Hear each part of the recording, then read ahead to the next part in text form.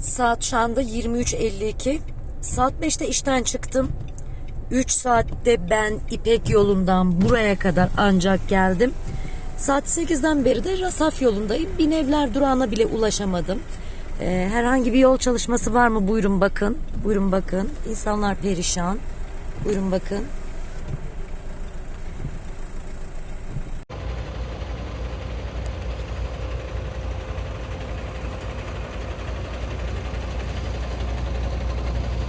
Evet, sanırım arkada 50-60 kilometre kuyruk oldu. Bu taraf Antep istikameti, bu taraf Adana istikameti. Şimdi Antep istikametine doğru bir gidip karşıya bakacağım, karşı yola. Karşı yol açık. En azından ne yapılabilir? Karşı yola bir geçiş sağlanıp oradan bu trafiğin erimesi beklenebilir. Vallahi bilmiyorum ne olacak. Araç ters yönde şu an. Tramvaylar trafikte. Trafik felç olmuş durumda şu an. Diş hekimliğinin tam önündeyiz. Artık araçları bırakıp eve yaya gidiyorlar. Ve trafik felç. Halk kendi açmaya çalışıyor. İlginçtir, hiçbir görevli yok. Bu tarafta öyle.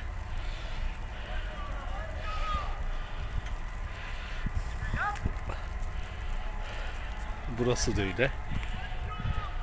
Evet, burası da öyle.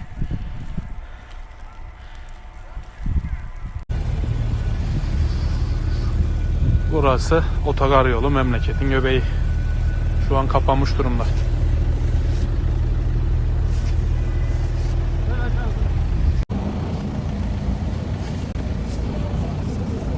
Allah Allah.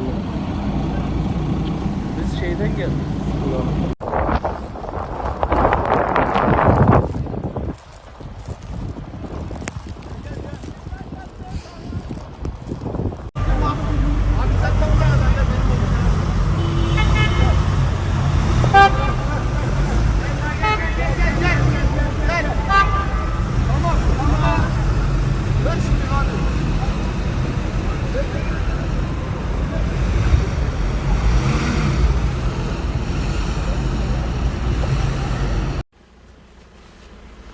Arkadaşlar merhaba.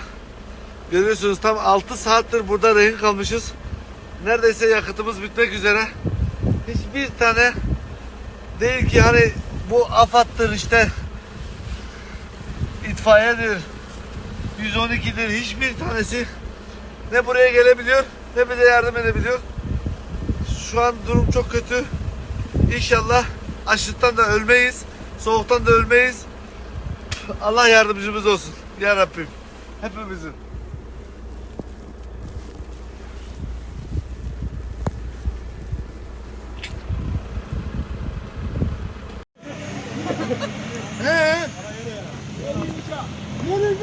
Onu bir yere yürüyün, buradan gidelim. Kaçın beni verdik otobüse. Geç kalmayın yere.